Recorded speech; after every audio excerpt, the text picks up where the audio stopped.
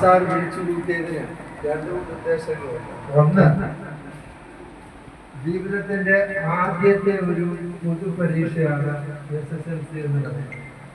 ആ SSLC പരീക്ഷയിൽ ഉന്നത വിജയം കരസ്ഥമാക്കിയ നിങ്ങളെ ഓരോരുത്തരെയും ഒരു ഉപഹാരം തന്ന് ആദരിക്കുക എന്ന് പറയുമ്പോൾ നിങ്ങൾക്ക് അതിനകത്തൊരു സന്തോഷവും അതിനുപരിയായിട്ട് അടുത്ത വീണ്ടും നടക്കുന്ന പരീക്ഷകളിലെല്ലാം ഇതുപോലെ തന്നെ ഉന്നത വിജയം കരസ്ഥമാക്കണമെന്ന ഒരു തോന്നലും വളർത്തിയെടുക്കുക എന്നുള്ളതാണ് സാംസാർ ഉദ്ദേശിച്ചതെന്നാണ് ഞാൻ മനസ്സിലാക്കുന്നത്. ഇന്നത്തെ കാലത്ത് നമ്മുടെ വിദ്യാഭ്യാസ സമ്പ്രദായത്തിൽ തന്നെ ഒരുപാട് പോരായ്മകളുണ്ട്. അതായത് ഒരു 15-20 കൊല്ലം മുമ്പ്